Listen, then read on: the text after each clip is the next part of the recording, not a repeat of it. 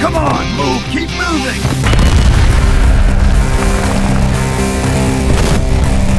Clear! Moving up!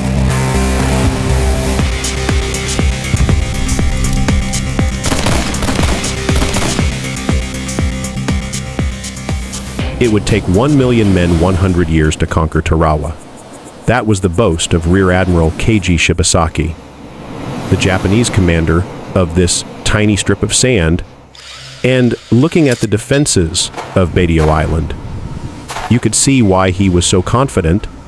It was square yard for square yard, the most heavily fortified beach in the world, 500 pillboxes, bunkers, and strong points packed into less than a square mile of coral and sand, a fortress built to endure the end of the world. But history loves irony. The United States Marines didn't need a century. They needed just 76 hours. But the cost was a tide that ran red across the Pacific. Welcome to Bloody Tarawa. November 1943. To advance on Japan, the Americans needed an airfield, and Tarawa was the inevitable next step. On paper, the plan was simple: obliterate the island with naval gunfire. Then walk in. The Navy dumped 3,000 tons of high explosives onto the island in just a few hours. All right, men, let's move it! Down the ropes, now! Planners assumed no living thing could survive that firestorm. They were wrong. Deep underground, reinforced by concrete and coconut logs, the Japanese garrison was shaken, but very much alive. And then, the Americans gambled with nature and lost. It was a neap tide, an unpredictably low water level. The reef was exposed, while the tracked Amtraks could crawl over the coral.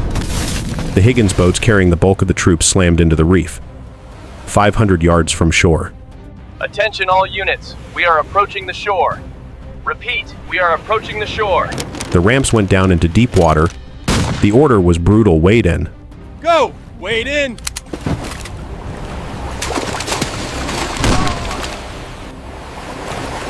This is the moment that defined the brutality of the Pacific War.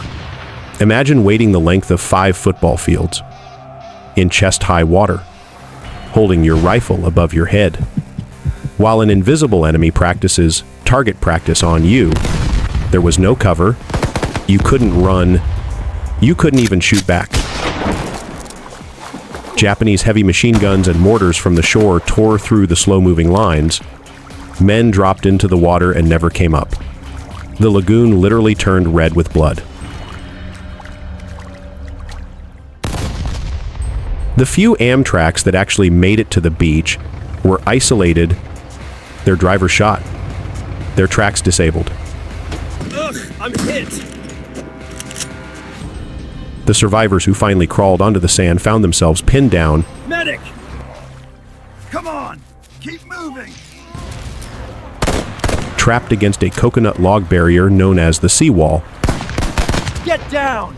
They're trying to pin us down! On Red Beach, Chawasaregned, officers were dead. Radios were drowned. Young Marines, many in their first battle, were huddled against the seawall, mere feet away from the enemy. Staying there meant death.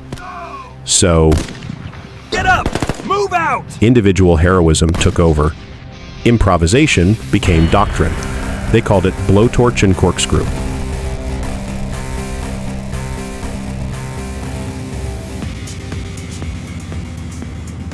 Sherman tanks acted as mobile shields, grinding through the soft sand to blast the bunkers at point-blank range. Combat engineers tossed satchel charges into the pillboxes. Move!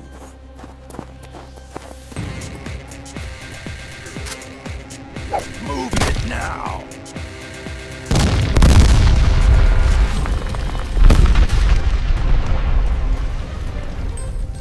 And the most terrifying weapon of all, the flamethrower, they burned the oxygen out of the bunkers, forcing the defenders out, yard by bloody yard.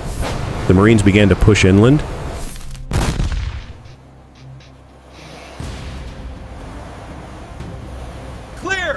Moving up! By the third night, Admiral Shibasaki was dead, and communications were severed, facing inevitable defeat. The remaining Japanese forces launched a final Desperate Act, a banzai charge, screaming into the darkness. They threw themselves at the American lines in a suicidal wave.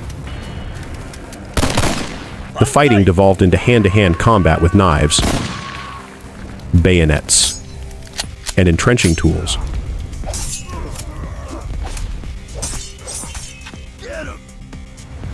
But by morning, the guns finally fell silent. The numbers were staggering. Of the nearly 5,000 defenders, only 17 Japanese soldiers and a handful of laborers surrendered. A 99% casualty rate, they fought to the very last man. On the American side, over 1,000 Marines lay dead on the white sands of Betio.